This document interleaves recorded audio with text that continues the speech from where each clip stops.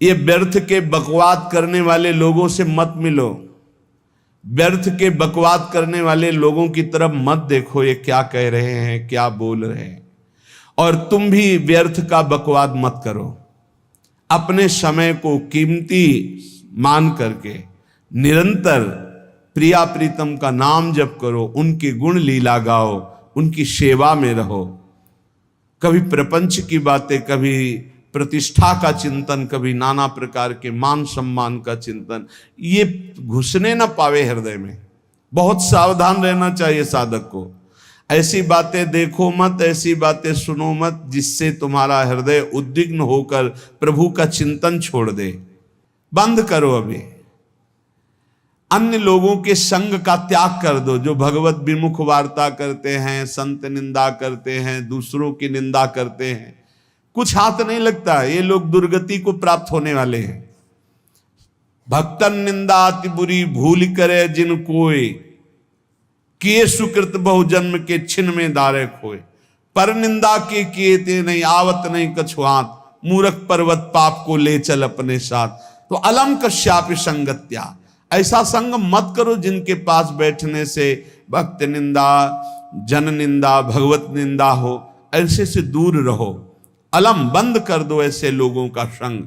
रात दिन हम श्यामा श्याम का नाम जप करेंगे, श्यामा श्याम के लीला गुण गाएंगे, श्यामा श्याम के ही धाम का शोभा का चिंतन करेंगे।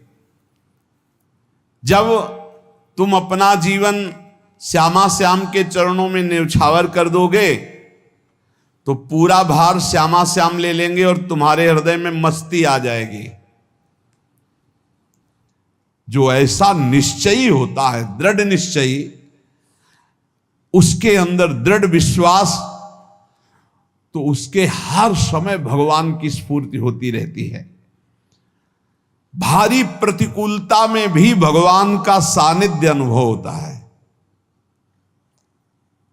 वो अनुकूलता में तो भगवान के दुलार को देखता है, लेकिन प्रतिकूलता में भगवान की विशेष कृपा को देखता है।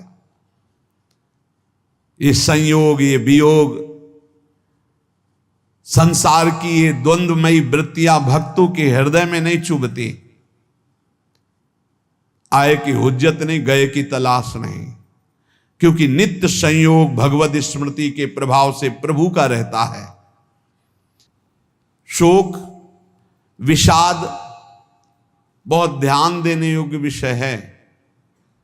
तभी लोगों को ऐसा लगता है कि ऐसा कैसे हो सकता है। भक्त के चरित्रों को जब सुनते तो लगता है ऐसा कैसे हो सकता है, ऐसी परिस्थिति में भी ऐसा कैसे हो सकता है। क्योंकि तुम मानसिक बुद्धि से युक्त हो और वो भागवतिक स्थिति से युक्त है, इसलिए तुम उसको पार पा ही नहीं सकते। जब तुम अपना जीवन श्यामा श्याम के चरणों में समर्पित कर देते हो हृदय से, फिर उनकी कृपा से सब विघ्न दूर हो जाते, एक अपार मस्ती रहती है। नहीं तो शोक, विषाद, दुख, क्लेश, कष्ट, संताप, भय, उद्वेग, ये सदैव सताते रहते हैं। इसी से डिप्रेशन होता है। बार बार नकारात्मक चिंतन, शोक, विषाद, दुख, चिंता, क्लेश, संताप, भय, उद्वेग, यही पूरे मानसिक स्तर को नष्ट कर देते हैं। उत्साहहीन जीवन हो जाता है। जब तुम श्यामा श्याम को समर्पित हो जाते हो तो ये सब प्रवेश भी नहीं करते, एक अपार मस्ती बनी रहती है। अब क्या होगा? श्यामा श्याम जो करेंगे वही होगा। श्यामा श्याम पता नहीं कैसा करें, नहीं, वो सदैव मंगल भवन है, वो जो करते महामंगल होता है। यह निश्चय उपासक के हृदय में आ जाना चाहिए।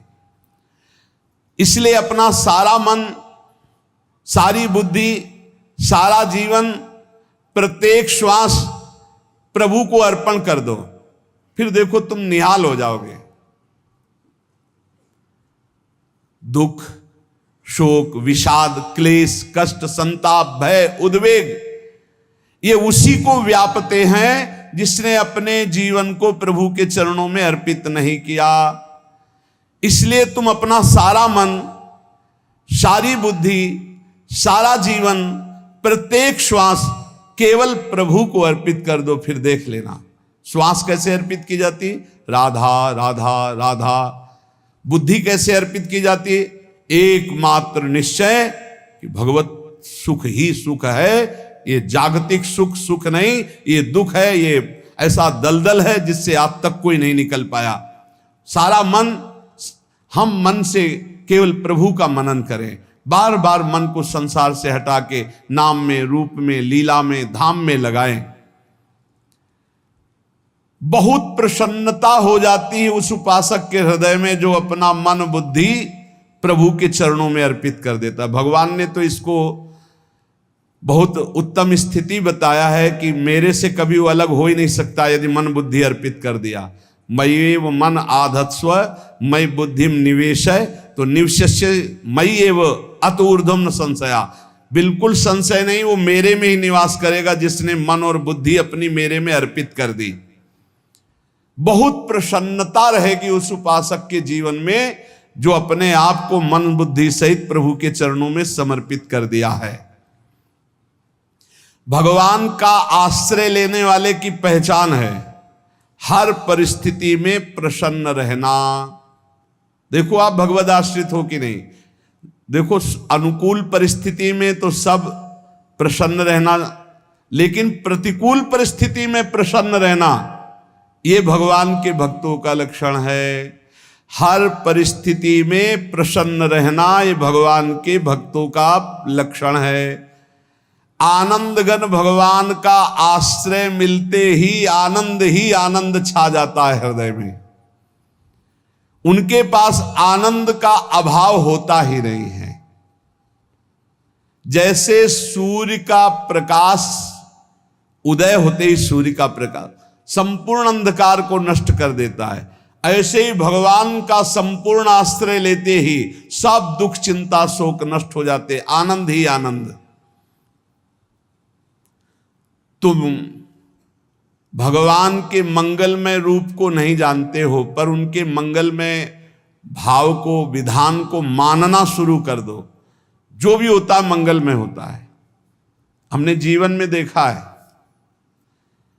अगर इधर कोई बहुत बड़ा सुख दिया तो देर नहीं लगेगी, 24 घंटे नहीं व्यतीत होंगे और ऐसे दुख दे देंगे, जिससे दोनों का समान भाव रख करके ना दुख में तुम भूलो प्रभु को, ना सुख में फूलो, सीधे भगवत मार्ग में चल। पूरे जीवन की बात देखा है, भगवान के मंगल विधान में सदा सर्वदा सुख ही सुख है, इस बात को मान के प्रसन्न हो जाओ।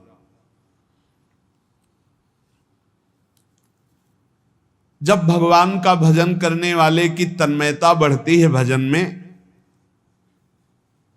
तो द्वेषी जन अपने आप तैयार हो जाते हैं। भक्त कभी किसी से द्वेष नहीं करता, अपने आप वो द्रोह करने लगते। तो नरसिंह मेहता जी से बहुत गांव के कई लोग थे जो जलते थे, ऐसे जलते थे कि अब क्या करें, कैसे मिटा दे नरसिंह मेहता जी को। अब उपाय तो मिल नहीं रहा था। तो एक दिन संतों की मंडली आई और उन्होंने कहा कि हम रास्ते में कोई चोर आदि धन ना ले ले, इसलिए यहां से किसी की हुंडी चलती है क्या द्वारिका में? पहले ऐसा था। बोले हाँ, हमारे यहां बहुत बड़े सेठ हैं नरसिंह मेहता जी, पर आप कहोगे वो मना कर देंगे। कई बार कहोगे, अगर वो स्वीकार कर ले तो वहां। और उनका लक्ष्य था कि नरसिंह मेहता जी की तो खाने की भी सुविधा नहीं थी, हुंडी कहाँ की बात आई। उनका था कि जब वो ना कहेंगे तो संतजन नाराज हो जाएंगे, अगर हाँ कह दिया तो वहां हुंडी चुकेगी नहीं, तो संतजन अपने आप इनको शाप दे देंगे, अपराध बन जाएगा, ये नष्ट हो जाएंगे। संतों को भेजा नरसिंह मेहता जी ने, सबकी दंडवत की, चरण पखाड़े। तो उनका ये इतना रुपया है, द्वारिका में साधु सेवा हम करेंगे, वहां तुम्हारी हुंडी चलती है, तो आप अरे उनका आप कहाँ भूल रहे हो, यहाँ खाने की भी व्यवस्था। बोले हमें सब पहले से बता दिया गया कि आप मना करोगे, बार बार मना मत करो, हमें पता है। तो उन्होंने ठाकुर जी की तरफ देखा, बोले क्या लीला है प्रभु, संतों से हम क्या कहें, ये ले रुपए। उस समय स्वर्ण की मोहरें चलती थी, बेच के बाजार से खूब उन संतों को पवाया, उन्हीं संतों की सेवा की। और उनका अपने सेठ का नाम तो बताओ जहां हमें जाके हुंडी मिलेगी। सेठ, सावल शाह सेठ। संत जन गए वहां, पूछा कि नरसिंह मेहता जी का जिन सेठ से परिचय, उनका नाम सावल शाह सेठ, उनकी गद्दी कहाँ है? तो जो कुछ भक्त थे वो द्वारिकाधीश की तरफ संकेत करते कि वही हैं। बोले नहीं नहीं, वो सेठ है, उनकी गद्दी चलती थी। पूरी बाजार में कहीं कोई। अब संत जन एकांत में होकर के बहुत विचलित हुए, क्या हमारे साथ धोखा हुआ? नरसिंह मेहता जैसा संत क्या धोखेबाज हो सकता है? देखो, संशय तो बहुत विचित्र होता है। बड़े बड़ों को संशय हो जाता है। जब भगवती सती जी को संशय हो गया, राम जी को, हे खग हे मृग हे मधुकर श्रेणी, ऐसा पूछते हुए कि सच्चिदानंद कैसे हो सकते, तो किसी को हो सकता है, क्योंकि वो बुद्धि की अधिष्ठात्री देवी है। जो ही उनके मन में ऐसा आया कि क्या हमारे साथ धोखा हो रहा है, इतने में ही देखा जय हो सावल शाह सेठ की। वो कहा सावल शाह सेठ? तो देखा बढ़िया मुनीम जी उनके साथ, और सेठ बस्ता लिए हुए मुनीम जी, सरकार इधर से चलो। तो उनका सावल शाह सेठ आपका नाम है? संतों ने कहा। बोले हाँ। बोले नरसिंह जी? हाँ। बोले आपकी हुंडी आ गई है। हुंडी एक कागज में लिखा कि ये हमारे सेठ जी को दे देना। वैसे लोग मुझे माखन चोर कहते, कोई कुछ कहता, लेकिन आपने सेठ बना दिया। जब आपने सेठ बना ही दिया तो आप कभी परवाह मत करना तुम। और ये सेवक आपकी सेवा में सदैव तत्पर है। भगवान ने ऐसा लिखा। जो भगवद आश्रित है, एक बार ये चलता रहता है, जो संत जन होते हैं उनके विरोधी अपने आप बन जाते हैं, किसी से कोई मतलब नहीं, अपने आप विरोधी बन जाते हैं। कबीरदास जी का पूरी काशी में यश था। भजन करने वाले महापुरुषों का यश बढ़ता है जब, तो जो भजनहीन होते हैं उनके हृदय में जलन पैदा हो जाती है, और वो उनको विविध प्रकार से फंसाना चाहते हैं, उनको कष्ट देना चाहते हैं। तो कबीरदास जी के यश को धूमिल करने के लिए कुछ ब्राह्मणों ने एक रचना रची। मुड़ मुड़ा के कबीरदास जी के शिष्य बन करके पूरी काशी के सब आश्रमों में निमंत्रण दे आए। कल भंडारा है, संत सेवा है, सबने स्वीकार किया। कबीरदास जी अपनी दिनचर्या करके निकले तो संत मंडली आने लगी। बोले कै बजे सेवा है? साधु सेवा। बोले कौन सी साधु सेवा? बोले कल आपके शिष्यजन निमंत्रण दे के आए, पूरी काशी के सब संत आ रहे हैं। कबीरदास जी ने कहा यहाँ तो एक की भी व्यवस्था नहीं, पूरी काशी के संत आ रहे। अच्छा, समझ में आ रहा है, लीला बिहारी तुम लीला करना चाहते हो। गए अपना निकल गए गंगा किनारे, एक झाऊ के नीचे बैठकर अपना भजन ध्यान में मगन है। 11-12 बजे तो उन्होंने देखा संतों की मंडली, अब काशी तो बहुत। कबीरदास जी ने देखा कि आश्रम की, तो बोले पता नहीं क्या होगा, चलो चलते हैं। तो ऐसे गमछा वस्त्र करके ऐसे डालकर मुंह ढक करके, वहां बड़ी बड़ी पंगत लगी थी। कबीरदास जी सबको पाओ जी पाओ। कबीरदास जी के रूप में स्वयं भगवान पाओ जी पाओ।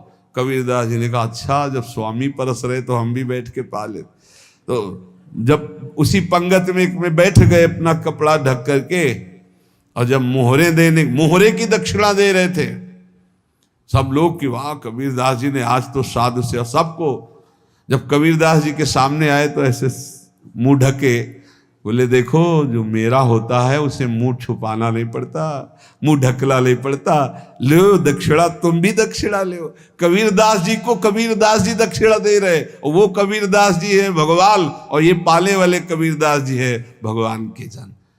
कभी भगवान अपने, अरे जमाने जोर लगा ले, कितना जोर लगाएगा, भक्त और भगवान का झंडा कभी न झुकने पाएगा। बिल्कुल चिंता, शोक, भय, उद्वेग रहित जीवन भगवद आश्रित। तुम भगवान के मंगल विधान में सदा सर्वदा प्रसन्न रहो। अब ये विचार कर लो कि भगवान जो करेंगे तुम्हारा मंगल करेंगे।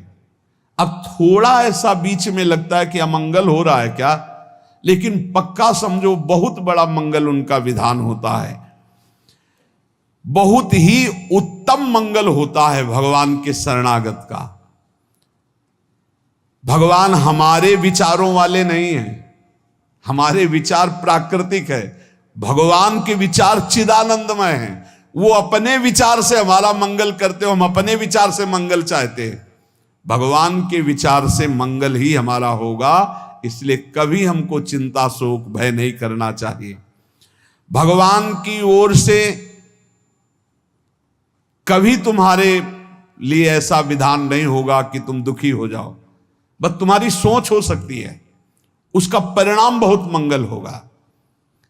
जगत की ओर से निराश हो जाओ, किसी से आशा मत रखो, फिर आप देखो आपका जीवन कैसा आनंदमय व्यतीत होता है। ये जो जगत की आशा है यही दुख प्रदान करती, सच्ची जगत की आशा ही दुख प्रदान करती है। अगर जगत से कोई संबंध न रखा जाए और भगवत भाव में रहकर तो बहुत अच्छा जीवन चलेगा। अपने कर्तव्य का पालन करो, परिवार को भगवत स्वरूप मानकर पोषण करो, किसी से कोई संबंध मत रखो, कोई आशा मत रखो, यही अध्यात्म सिखाता है। अपने आप भगवत स्वरूप, सबका व्यवहार मंगलमय और आपका जीवन मंगलमय। अपने घर में ऐसे रहो जैसे किसी अतिथि के घर में रह जाता है, चलना है यहां से जाना है। कौन रहता है अपने घर में अतिथि की भांति? भगवान का भक्त।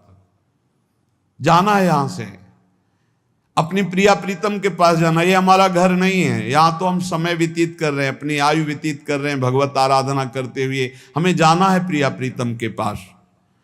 वास्तविक घर भगवान का धाम है हमारा, वास्तविक घर वाले प्रभु हैं हमारे, जो नित्य सच्चिदानंद भगवान के चरणों में अपने चित्त को समर्पित करता रहता है। उसको यह अनुभव होने लगता है कि बड़ी कृपा है हमारे ऊपर, भगवान की बड़ी कृपा है हमारे ऊपर। सर्वसमर्थ परम सुहृद भगवान ऐसे भक्त के ऊपर हर समय वरद हस्त रखे रहते हैं। ये केवल प्रवचन नहीं, सच्ची बात मानिए। ऐसे भगवान का वरद हस्त हर समय रहता है। जब भगवान की छत्र छाया में भक्त अपने को देखता है तो आसपास घोर विपत्तियों का भी समुदाय हो तो भी वो आनंद में मगन रहता है।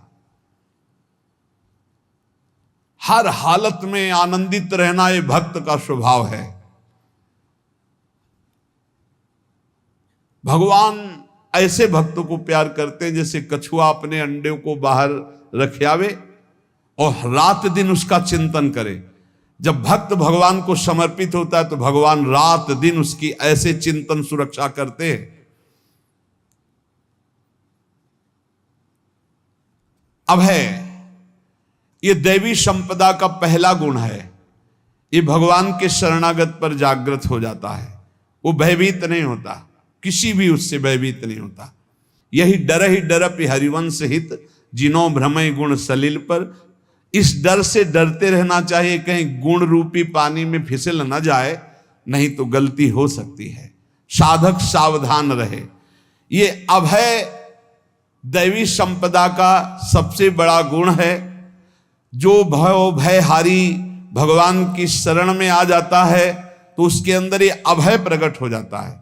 अगर कहीं तुम्हें एकांत में भय लग रहा है, एक आदमी तो एकांतिक में आए थे, वो कह रहे थे कि हमें हर समय भय लगा रहता कि कोई हमारे पीछे है, अंधेरा तो लगता कोई खड़ा है, मैं जीना मुश्किल हो गया, ऐसा भय। देखो ये मन कैसा है, भगवान से विमुख होने पर कैसे डरवाता है। वो कह रहे हैं हर समय मुझे डर लगा रहता है, कोई सामने खड़ा है, कोई पीछे खड़ा है, ऐसा भय लगने लगता है। और जब भगवान की शरण में आ जाते हैं तो ये अभय स्थिति हृदय में जागृत हो जाती है। कोई भी भय आसपास आ ही नहीं सकता, यहां तक कि नरक का भी भय खत्म हो जाता है जो भगवान की शरण में है। महापापी भी पुण्यात्मा महान भक्तों के समान वो उत्तम गति को प्राप्त हो जाता है जो भगवान की शरण में हो जाता है। पर ये जो भोगों का आश्रय लिए हुए हैं, मनमानी आचरण कर रहे हैं, ये कभी उस अभय को जान ही नहीं सकते कोई अभय पद है क्या। इनको तो कदम कदम पर शोक, भय, और दुख की प्राप्ति होगी। कोई बचा नहीं सकता जो भोगों में लगे हैं, मनमानी आचरण कर रहे हैं। अगर निर्भय होना चाहते हो, परम सुखी होना चाहते हो, तो भगवान के शरणागत हो जाओ।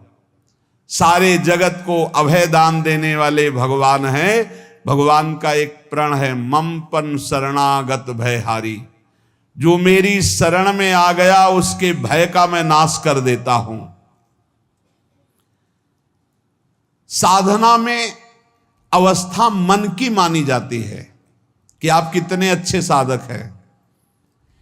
यदि आपका मन भगवदाकार है, हर समय भगवत चिंतन चल रहा है, आपके स्वप्न भागवती का रहे हैं, आपके विचार भागवतिक हैं, तो आपकी अच्छी साधना हो रही है। और यदि आपके स्वप्न गंदे आ रहे हैं, क्योंकि स्वप्न में मन का ही सारा खेल होता है, और आपकी चिंतन वृत्ति वासनात्मक चल रही, तो अभी साधना का प्रभाव मन पे नहीं पड़ा है।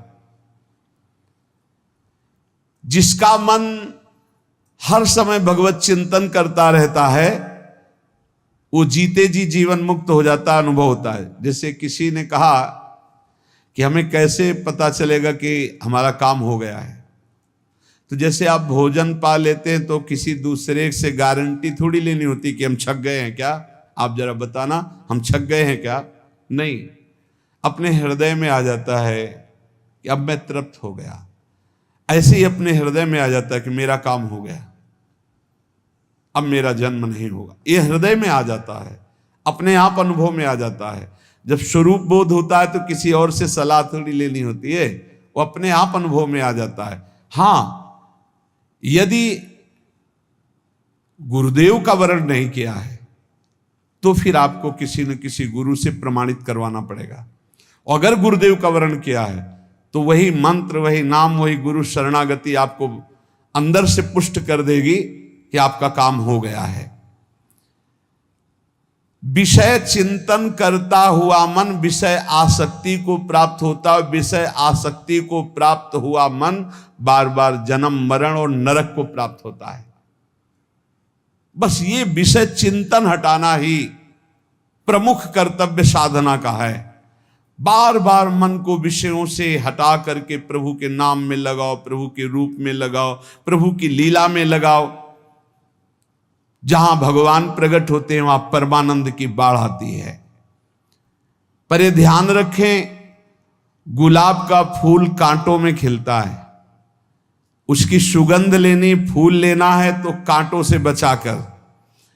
ऐसे ही जब आप भगवत चिंतन के लिए चलेंगे तो आपका चिंतन चुराने के लिए माया विविध नाटक करेगी, कांटे फैलाएगी। कोई तुम्हारी निंदा करेगा, कोई अपमान करेगा, कोई उपहास करेगा, तुम्हारी अव्यवस्था हो सकती है, तुम्हारी परिस्थिति बहुत भयावह हो सकती है। इन परिस्थितियों में भी भगवत चिंतन का तार ना टूटने पावे तो आगे गुलाब का फूल है। जैसे कांटे से बचाकर गुलाब का फूल लेते हैं और भगवद अर्पित करके सौरभ का सुख लेते हैं, ऐसे ही भगवान के प्रेमानंद का अनुभव करने के लिए संसार के कांटों से बचना होगा। और खिलेगा यही फूल संसार में ही, मनुष्य देह में, और योनियों में नहीं। भगवत प्राप्ति स्वर्ग में नहीं होगी, इसी मृत्यु लोक में होगी। पहले मन नहीं लगता भगवत चिंतन में, भगवत चिंतन जबरदस्ती करना पड़ता है। भगवत चिंतन जे ही प्रारंभ करोगे ते ही बहुत बाढ़ आ जाएगी पाप चिंतन की। ध्यान दीजिए, बहुत लोग प्रश्न करते रहते हैं कि हम जब भजन में बैठते हैं तो बहुत गंदी बातें आती, मन बड़ा चंचल होता है, भाग जाता है। ऐसा प्रारंभ में जब कोई भगवत चिंतन प्रारंभ करता है तो उसका मन विषयों में भागता है, गंदी बातों में भागता है। अब लोग कहते पहले तो हमारा चिंतन बढ़िया होता था, अब चिंतन नहीं होता। तो कोई सिद्ध पुरुष थोड़ी हो गए, तुम्हें जबरदस्ती चिंतन करना होगा। जगत के प्राणी में जहां मन जाए तो इसमें भी भगवान, पदार्थ में मन जाए तो उसमें भी भगवान, जहां जहां मन जाए वहां वहां भगवान देखो, या मन को हटाकर नाम मंत्र में लगाओ। ऐसे भगवत स्मृति जागृत की जाती है, बार बार प्रयास करना होता है। कई लोग ये प्रश्न करते हैं कि हमसे बड़े पाप हो गए तो क्या हमें भगवान की प्राप्ति हो जाएगी? तो यहां कह रहे हैं भगवान किसी के पूर्व जीवन को नहीं देखते हैं, वर्तमान के भजन को देखते हैं। पकड़ो इस बात को।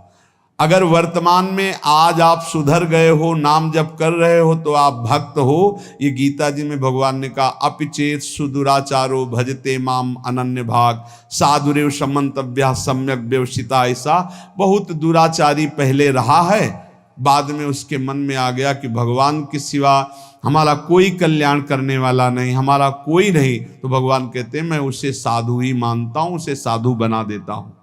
भगवान किसी के पूर्व जीवन को नहीं देखते। बहुत बढ़िया बात है। कल तक हम क्या करते रहे भगवान नहीं देखते, आज क्या कर रहे हो ये देखते हैं। यदि आज आप भजन में लग गए हो, अच्छे आचरण कर रहे हो, तो आपको भगवत प्राप्ति हो जाएगी। भगवान ये नहीं देखते कि पूर्व में पुण्यात्मा रहा है कि पापात्मा रहा है। भगवान वर्तमान में देखते कि मेरा भजन कर रहा है, बस इसी से कल्याण कर देते हैं। पकड़ो इस बात को, तो कभी प्रश्न नहीं उठेगा कि क्या हमको भी भगवत प्राप्ति हो सकती है क्या। हमारा मन यदि श्री भगवान को चाहने लगे तो श्री भगवान हमारे मन में ही आकर बस जाएंगे। भगवान की रूप माधुरी में मन डूबने लगेगा। यथार्थ सत्य, जो भगवान से थोड़ा भी प्यार करने लगे हैं, उनके हृदय में भगवान की उनकी भावना के अनुसार झलक आने लगी है। हृदय में प्रभु के आते ही अनंत जन्मों के संस्कारों का नाश हो जाता है। इसलिए तुम अपने पहले वाले घृणित जीवन को याद भी मत करो और उसको सोचकर जरा निराश भी मत हो। अमावस्या में घोर अंधकार रहता है, पर प्रातः काल में अंधकार नष्ट हो जाता है। ऐसे ही नाम का उच्चारण करते ही तुम्हारे जितने पाप अंधकार हो सब नष्ट हो जाएंगे। तुम चाहो कि एक क्षण भी प्रभु को ना भूलो। अब वर्तमान में ऐसी स्थिति बनाओ। जो प्रभु को नहीं भूलने की चाह करता है कि मुझे ऐसी स्थिति प्राप्त हो कि मैं कभी प्रभु को ना भूलूं, तो सच्ची मानो और कोई बात भगवान सुने ना सुने, ये बात जल्दी सुन लेते हैं। भजन की मांग करो तो बहुत जल्दी भगवान पूर्ण करते हो। भजन जिसका चलने लगा तो फिर लोक लोकांतर के सारी रिद्धियां सिद्धियां सुख वैभव तो उसके चरणों में लौटते हैं।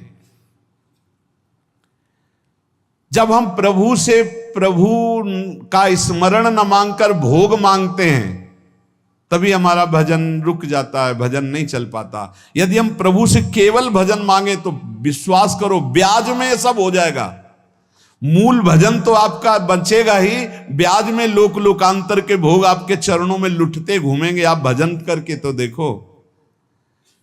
अरे घिघियाने की जरूरत नहीं, किसी से मांगने की जरूरत नहीं, भजन करके देखो, सब ठीक हो जाएगा, सब अपने आप बन जाएगा। हम बहुत बड़ी भूल कर देते हैं कि थोड़ा भजन करके प्रभु से कुछ सांसारिक वस्तुएं, स्थितियां, परिस्थितियां बदलने की मांग कर लेते हैं, जिससे भजन छूट जाता है। प्रभु की स्मृति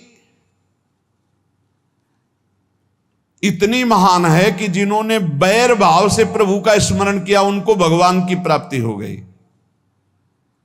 जैसे कंस आदि भगवान से बैर ही तो रखते थे, लेकिन भगवान की स्मृति रहती थी। स्मृति ने उनको भगवत प्राप्ति करा दी। स्मृति में महान सुख है, पर वो जब भक्ति रस से युक्त स्मृति होती तब माधुर्य रस, प्रेम रस का अनुभव होता है। कल्याण तो वैर भाव से स्मरण करने वालों को भी प्राप्त हो गया।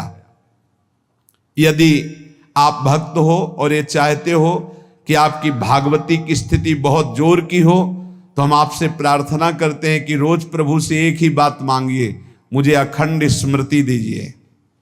अर्जुन जी को पूरी गीता जी सुनने के बाद यही मिला, नष्टो मोहा स्मृति लब्ध्वा। स्मृति, प्रभु आप हम पे ऐसी कृपा कर दो कि हमारे हृदय में किसी और व्यक्ति, वस्तु, स्थान की स्मृति न रह जाए, केवल आपकी स्मृति रह जाए। ये चाह भगवान बहुत जल्दी पूर्ण कर देते हैं यदि उपासक हृदय से ये बात मांगे। भगवान की कृपा से ही ऐसा हो सकता है कि अखंड स्मृति ये कर्म फल से नहीं मिलती है। प्रभु के प्रति निर्भर होकर जो दैन्यता पूर्वक प्रभु से मांगता है और हर समय अभ्यास करता रहता है भगवत स्मरण का, उसको ये स्मृति मिलती है। और स्मृति मिल गई तो इससे बड़ी कोई स्थिति नहीं, हर समय भगवान का स्मरण। प्रभु से मन प्रतिपल नया नया स्वाद लेकर के आसक्त होता रहता है, नवम नवम। प्रभु कभी बासी नहीं होते। जैसे किसी व्यक्ति को देखो तो देखते देखते मन हट जाएगा कि देख लिया, बहुत सुंदर है, ठीक है, लेकिन वो एक दिन मन हट जाएगा। और प्रभु की सुंदरता नवम नवम है, प्रभु के नाम का स्वाद नवम नवम है, प्रभु की लीला का स्वाद नवम नवम है, प्रभु के धाम की शोभा नवम नवम है।